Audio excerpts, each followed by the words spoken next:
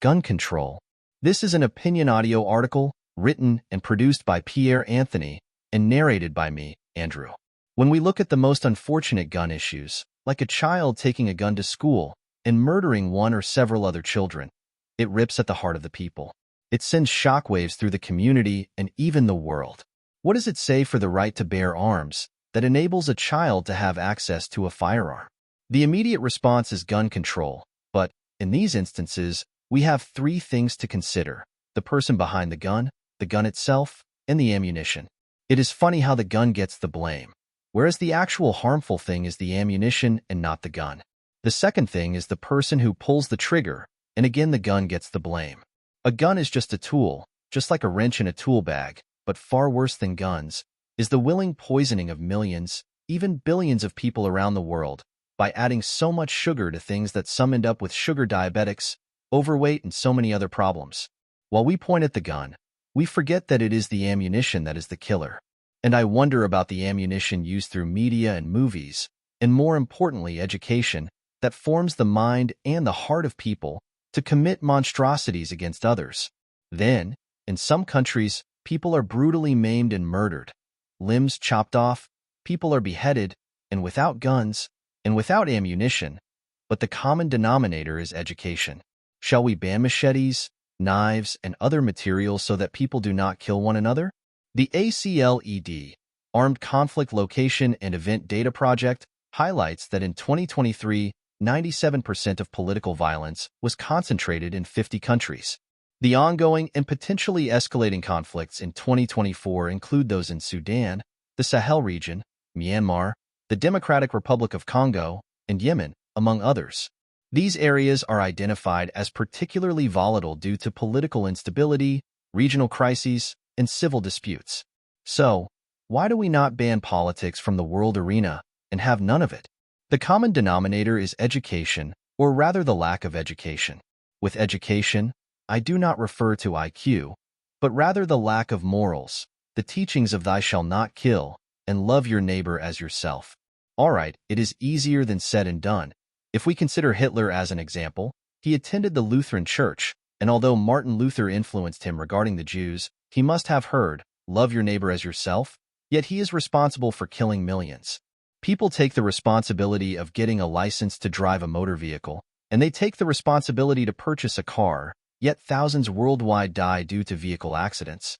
Are we to ban vehicles? Some drive under the influence and cause fatal accidents, while the lack of concentration causes other accidents.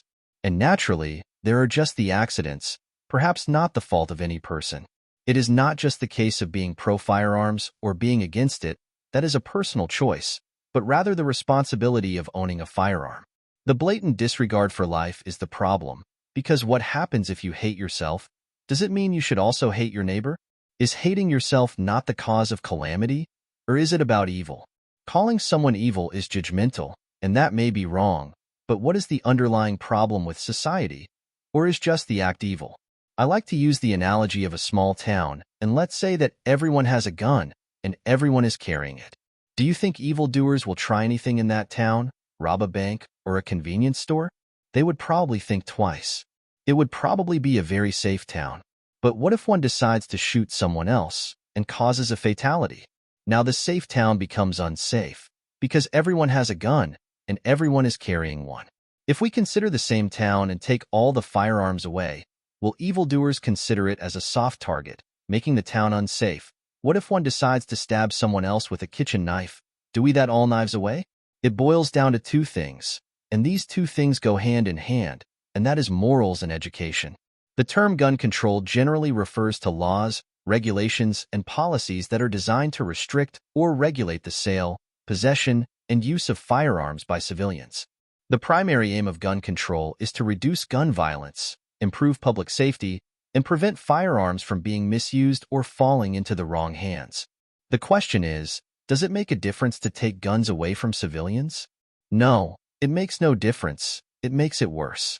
In South Africa, as an example, gun control became a big drive, disarming thousands and making it difficult to own a gun.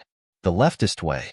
The problem is that crime has become a large part of ordinary civilians' lives, and parts of South Africa are crime-riddled daily, and the crime rate is climbing. Did their policies and laws work? No, they did not. And now the guns are in the hands of the criminals because they do not care if it is legal or not. They are using firearms as a tool to do bad things and disregard the law. Gun control becomes complicated, considering all the scenarios. It is complicated by damned if you do and damned if you do not. If you have the right to defend yourself, then it means that there are two sides to the story. One is the defender and the other the perpetrator. One is trying to preserve and the other is trying to destroy. This, it seems, is a universal rule. We find the question of good and evil throughout the Bible, and we experience it every day. Perhaps not directly, but as conflicts around the world dictate, there is evil going on, and people are losing their lives and belongings. The bobbies, for those who do not know, the term bobbies for the police in England comes from Sir Robert Peel, and the officers of the police force were initially known as peelers, after Sir Robert Peel's last name, and bobbies, derived from his first name, Robert. Anyway, they do not carry any guns, and they are just armed with batons and whistles. Perhaps in this modern world, not so effective as before, the bobbies were very effective in maintaining order. Now the question is, if even the police force is not carrying any firearms, why are they so effective? The answer is respect. People lost respect for God. They lost respect for their country. They lost respect for police, law, regulations, and government. But more importantly, they lost respect for each other. If you have respect for others, you will not steal, murder, or destroy. Respect cares for the widower, the orphans, and the poor. It cares for righteousness.